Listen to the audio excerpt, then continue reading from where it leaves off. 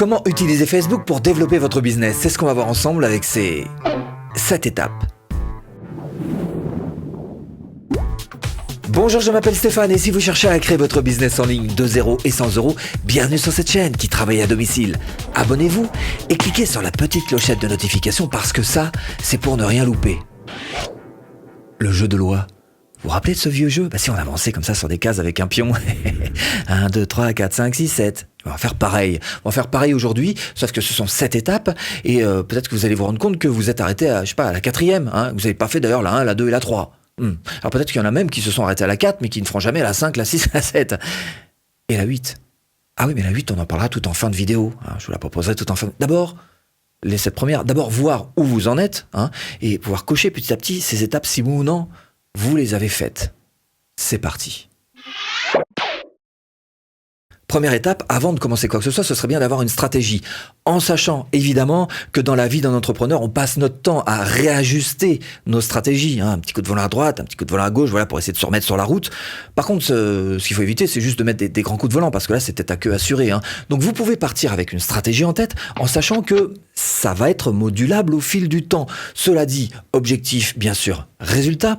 Objectif, avoir des clients. Donc il va falloir que vous posiez 2 questions. La première, c'est où est-ce que je vais trouver ces clients? Sur quelle plateforme? Là encore, vous allez devoir vous rapprocher des plateformes qui vous ressemblent le plus. Et comment est-ce que je vais avoir ces clients? Ça peut très bien être en gratuit, en pratiquant le marketing de contenu, ou en payant, par exemple, en allant chercher de la pub Facebook. Deuxième étape, vous allez devoir vous créer une devise. Une devise, c'est quoi? Ce sont quelques mots-clés sur lesquels vous allez pouvoir vous appuyer tout au long de votre parcours d'entrepreneur. Alors peut-être que vous avez pas exactement en tête ces quelques mots, je peux vous aider sur au moins 3 mots-clés qui vont vous aider un petit peu. La première chose, c'est que vous devez être authentique. Et authentique, ça veut dire s'intéresser aux autres. Ça veut dire aussi éviter tous les pièges classiques de ce qu'on appelle les vanity metrics. Vous savez, tous ces chiffres qu'on pense importants et qui ne le sont absolument pas, comme par exemple le nombre d'abonnés que vous pouvez avoir sur votre page Facebook. On s'en fout, ça n'a aucune importance. Ce qui compte par contre, c'est le nombre de personnes que vous avez dans votre robot ManyChat, dans votre Facebook Messenger. Pareil, le nombre d'abonnés que vous avez sur votre chaîne YouTube, on s'en fout. Ce qui compte, c'est le nombre de personnes que vous avez dans votre liste email marketing, évidemment. Donc, il va falloir que vous déjouiez ces pièges-là, parce que ce qui compte, c'est pas le nombre de likes, le nombre d'abonnés, ce qui compte, c'est le nombre de personnes qui vont s'intéresser à votre contenu, le nombre de personnes qui vont s'intéresser à ce que vous dites. Deuxième chose, il va falloir que vous soyez crédible. Crédible, ça veut dire quoi? Ça veut dire une photo, une vraie photo, ça veut dire un nom, un vrai nom, un contact où on puisse vous joindre, mais ça veut dire aussi montrer ce que vous faites. Et là, vous allez pouvoir commencer déjà un minimum, avoir un tout petit peu de crédibilité. Et troisième chose, il va falloir que vous soyez réactif.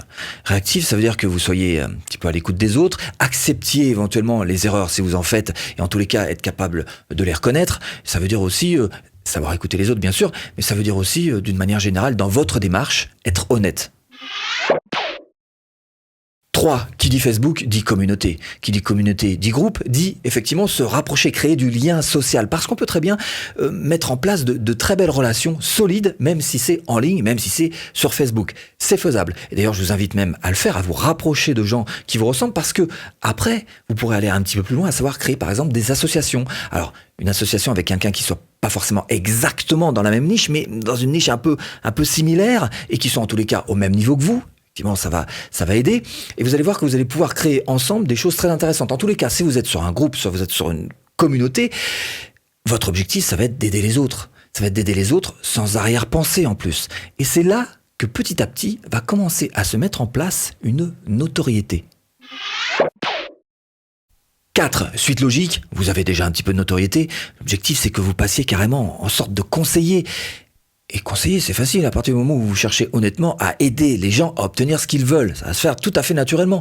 Alors bien sûr, il y a une chose qui est importante, c'est que vous mettiez en place de la confiance, particulièrement sur Internet, vous l'avez bien compris, il faut créer une confiance. Et pour ça, je vais vous proposer 6 moyens très très simples. Première chose, soyez constant. Soignez le nom que vous avez. Soignez votre photo. Répondez à tous les commentaires. Soyez rapide, honnête. Et soyez d'un contact simple. Bon, déjà si vous mettez ça en place, ce sera pas mal pour la confiance.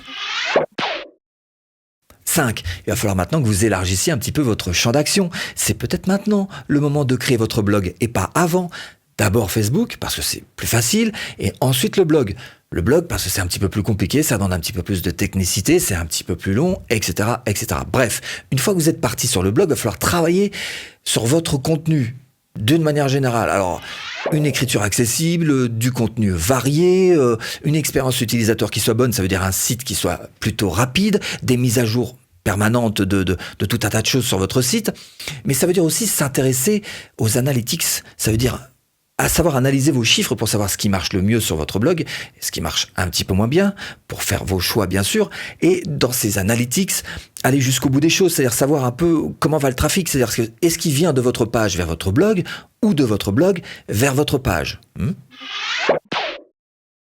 6e étape, vous en êtes au blog, vous allez devoir créer du contenu. Ça veut dire que dedans, il va falloir que vous mettiez toute votre personnalité, toute votre identité, tout votre cœur. C'est ça qui va faire la différence. Mais il y a aussi d'autres choses que vous devez mettre en place. Un contenu simple, concis, percutant. Des titres courts, attirants, et pas trop de liens.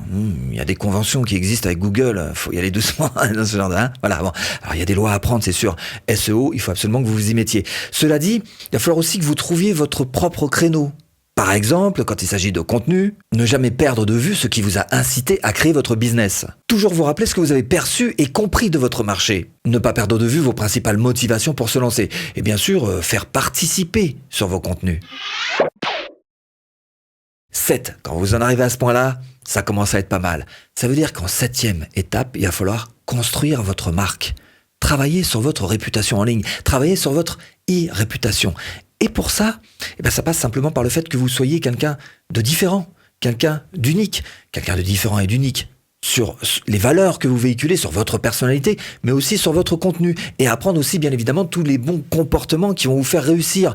Par exemple, toutes les bonnes techniques de vente. Et la vente, c'est contre-intuitif, c'est pas forcément quelque chose qu'on arrive à faire très naturellement. Donc pour ça, formation offerte, voilà. Voilà. Pour vendre facilement.